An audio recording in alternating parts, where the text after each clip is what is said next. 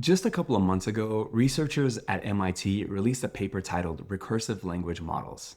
I've been following Omar, the professor overseeing the research, for a long time because I find him to be one of the most innovative, long-term thinkers in the AI space. So naturally, I read the paper right away and it completely blew my mind. What's been surprising is that the reaction to this paper's findings has been a little divided. I think the core intuition just hasn't clicked for a lot of people yet. I strongly believe this is possibly the biggest unlock in advancing AI capabilities in the near future.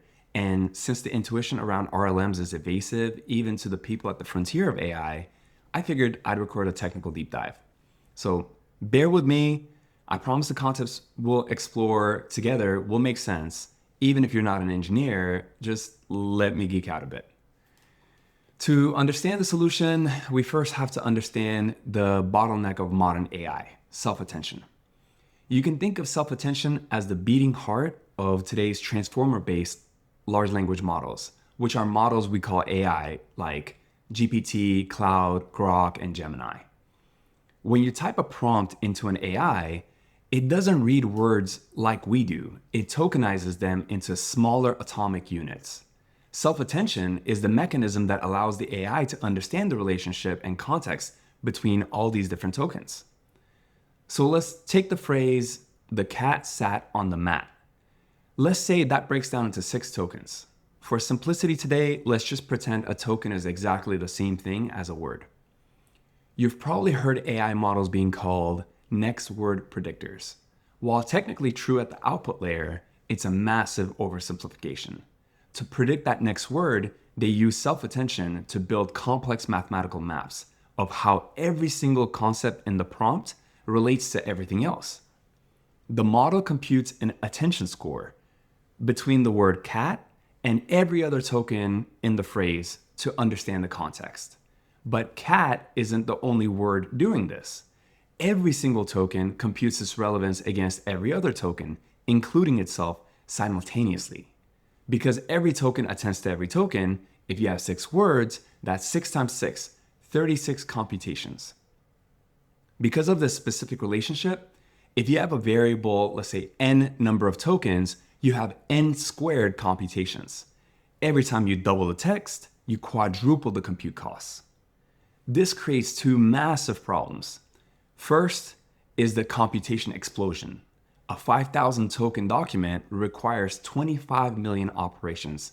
So if you load a novel of 100,000 tokens into the AI, it has to perform 10 billion operations. Second is the attention dilution, which is also sometimes referred to as context rot. As the system grinds through those 10 billion computations, the signal gets drowned out by the noise.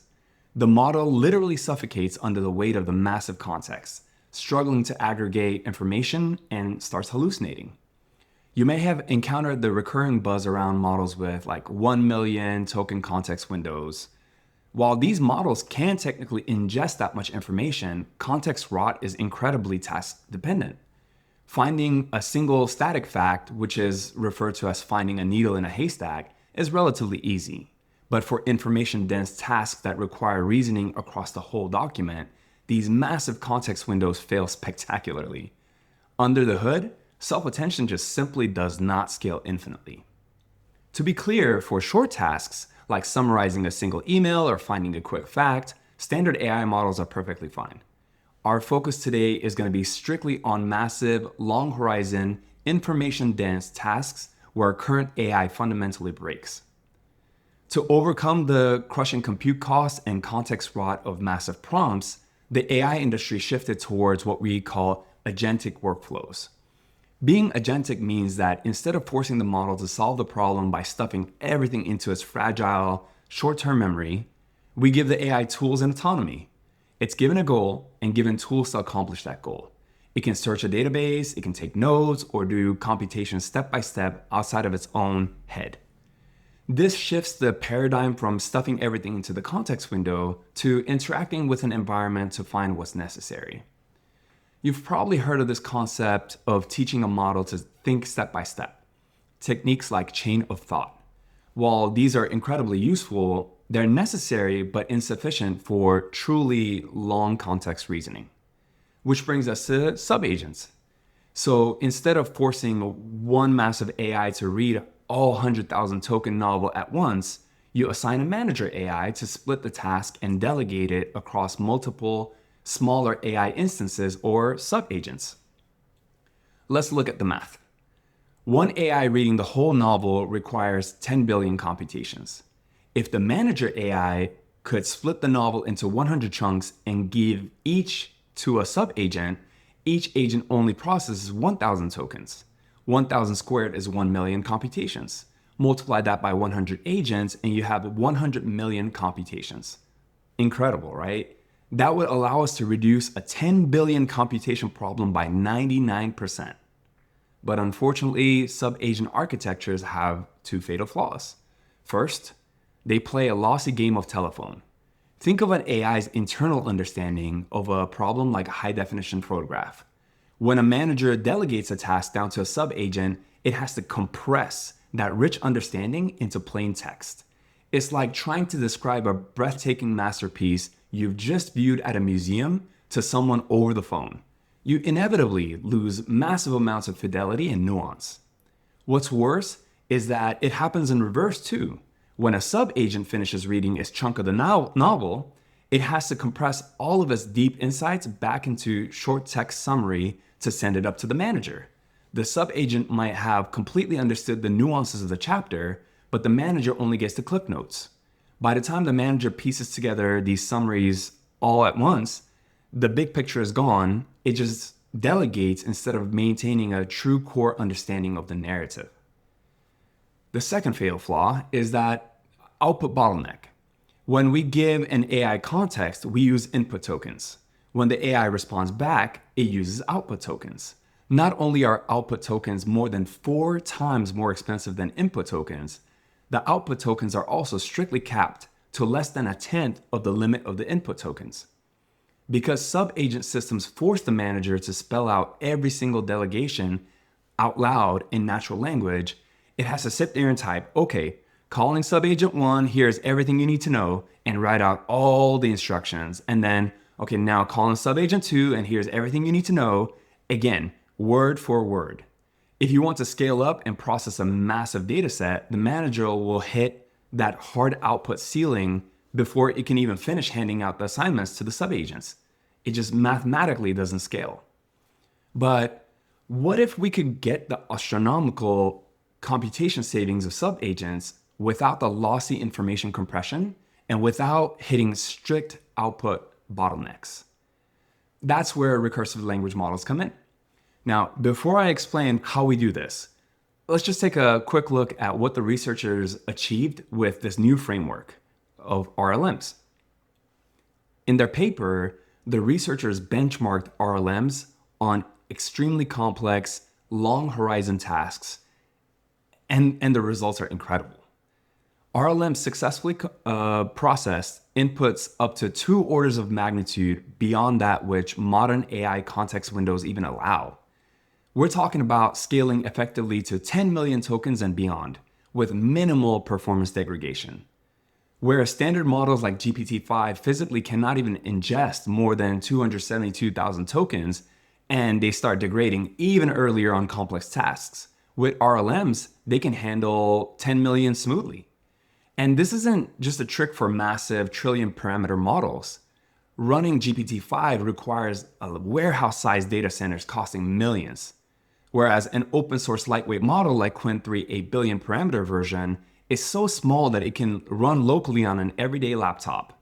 The researchers boosted this laptop-sized model by 28% on long context tasks with RLM training, making it rival GPT-5, which, once again, is a data center-sized model. If this had been published by any other team, I would have been extremely skeptical because this is almost too good to be true. So, how did they do it? The core idea is simple yet revolutionary. Stop trying to cram everything into the AI's brain all at once. Instead, treat the context window as an external environment that the AI can dynamically explore. So if you're a creator, a software engineer, a writer, you know that strategy often emerges while you're doing the task. RLMs work the same way. They don't blindly follow a rigid workflow. They look at the data and decide how to decompose a problem. Think about how standard AI sub-agents coordinate today. Even if they are smart enough to pass file references around instead of reading the entire document out loud, they still rely on natural language to delegate. A manager AI has to write out its instructions, strategy word by word. Okay, sub-agent 1, open this file, look for these keywords, and when the sub-agents finish, they have to write plain English summaries back to the manager. It's a lossy game of telephone, like we said, that eats up those strictly capped output tokens. And RLM bypasses this entirely. It doesn't rely on conversational English to coordinate, it uses code instead. Instead of writing a chatty prompt to a sub-agent, it programmatically spawns clones of itself, passing symbolic references to the data and the exact state of the task in milliseconds. Because it orchestrates everything structurally, it can launch thousands of these nested subcalls without ever hitting a natural language bottleneck. So let's look at a concrete example. Imagine you have 10,000 raw HTML files of messy corporate earnings reports, and you ask an AI, in years where the company reported a net loss, what was the CEO's main excuse? A standard agentic system would try to tackle this by having the manager dictate a plan. It might try to spin up a bunch of sub-agents, writing out natural language instructions for each one to read a batch of the files. The manager gets bogged down just trying to type out the assignments, will hit output limits, and eventually will drown trying to read and synthesize the text summaries that come back. And RLM handles it dynamically. It peeks at the first file, realizes full of junk, and instantly writes a script to strip away the menus and ads. It doesn't want to waste precious tokens. It filters out the clean text phrases like net loss, reducing 10,000 massive web pages down to 20 highly relevant paragraphs. Then it tasks its recursive clones to deeply analyze just those 20 pieces.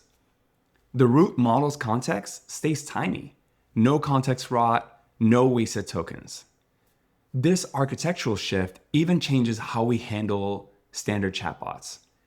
Instead of using messy summarization hacks to remember long conversations, an RLM treats the chat history as a symbolic variable it can programmatically filter or recurse over. By bridging natural language reasoning with symbolic memory, RLMs safely orchestrate massive tasks. But there is a catch. For short, simple prompts that comfortably fit within a normal context window, standard-based LLMs are still faster and better. RLMs are specifically built for information-dense, long-horizon tasks where standard models break down. So here's the takeaway. Recursive language models aren't just an iterative improvement. They, in my opinion, are fundamentally a structural evolution. By shifting from AI as a reader struggling under the weight of massive documents to AI as a computational orchestrator mastering its environment, RLMs give models a scaffold they need to truly reason at scale. I hope you find this as interesting as I did. Reach out to me and let me know if you have any questions or if you have any thoughts you'd want to share.